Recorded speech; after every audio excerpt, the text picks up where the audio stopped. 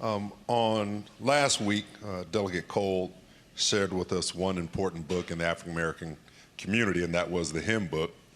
Mr. Speaker, I stand today to talk about another important book, my mother's scrapbook, photo album.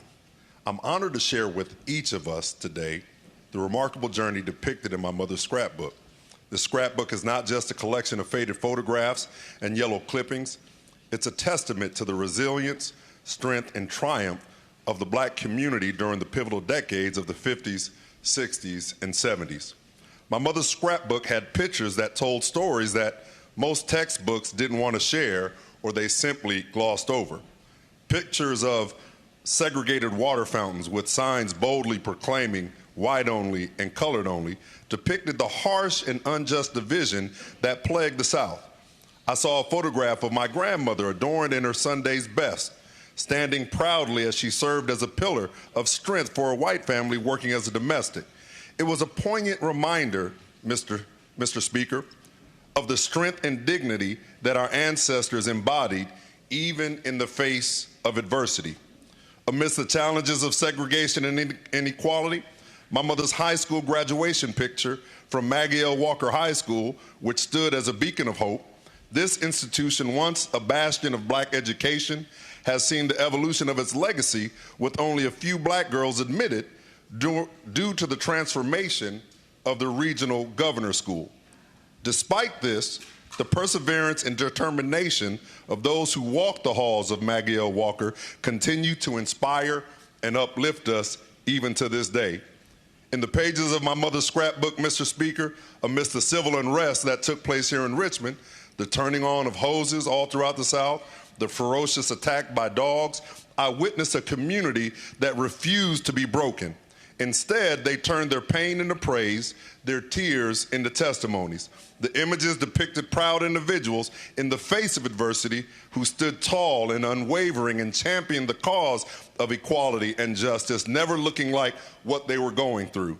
The vibrant tapestry of Jackson Ward, a once contiguous community, thriving with Black-owned businesses, banks, Eggleston Hotel, restaurants, and the iconic Hippodrome, were vividly captured in my mother's scrapbook.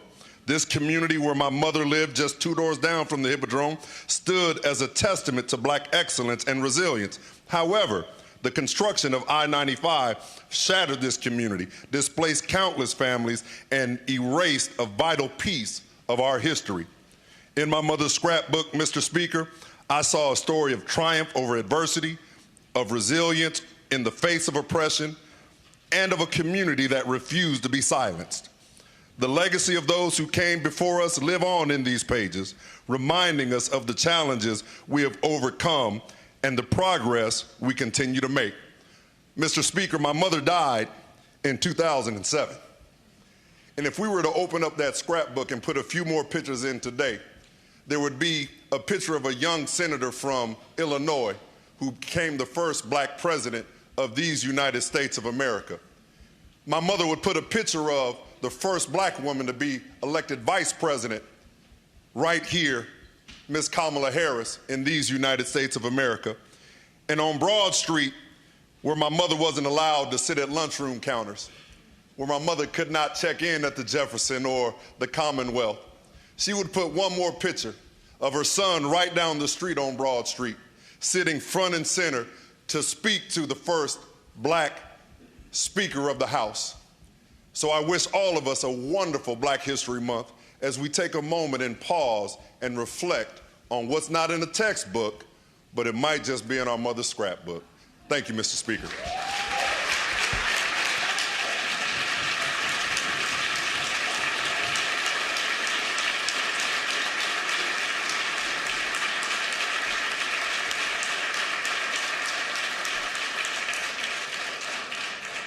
The delegate from Lynchburg, Delegate Walker. Thank you, Mr. Speaker. Mr. Speaker, I rise for purposes of an introduction. I don't know if we need to go back to the first hour or continue. You have the floor. We've turned the first morning out. Thank you, Mr. Speaker. So, Mr. Speaker, long before you and I and the members sitting here in this General Assembly, there was once a man not too far from here spoke about liberty. He was also our first governor. Mr. Speaker, in 2000,